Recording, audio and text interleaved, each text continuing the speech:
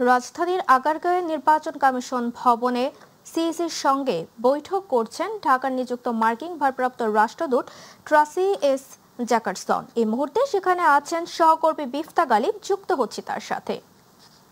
গালিব, প্রধান নির্বাচন কমিশনের সঙ্গে মার্কিন ভারপ্রাপ্ত রাষ্ট্রদূতের বৈঠকের বিষয়বস্তু সম্পর্কে কি তথ্য আছে আপনার কাছে, আমাদের জানাবেন।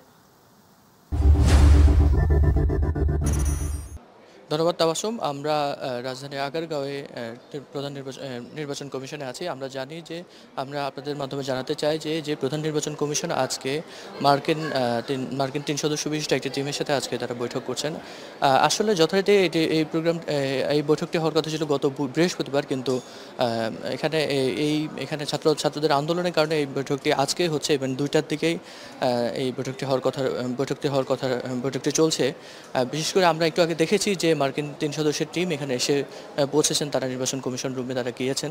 তো আমরা যথারীতি যেটা জেনেছি, আসলে ত্রয়োদশ জাতীয় সংসদ নির্বাচনকে ঘিরে নির্বাচন কমিশনার আসলে প্রত্যেকটি রাজনৈতিক দলের সাথে আসলে কথা বলছেন, রাজনৈতিক দল এবং বিভিন্ন মহল এবং তারা রাষ্ট্র কূটনীতিকদের সাথে তারা কথা বলছেন। কথা বলার প্রেক্ষিতে আজকে মার্কিন ৩ সদস্যের একটি প্রতিনিধি দল এখানে এসেছেন। তিনি নির্বাচন কমিশনারের সাথে কথা বলবেন এবং কথা বলার পর আমরা আমরা আরও জানতে পারবো যে ইন ডিটেল তারা কি কথা বলেছে।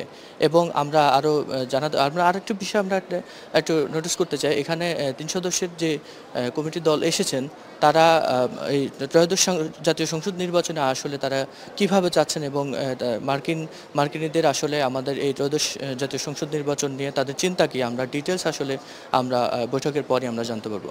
তো এই ছিল আসলে নির্বাচন কমিশন থেকে সর্বশেষ তথ্য। গালিব, আপনাকে ধন্যবাদ।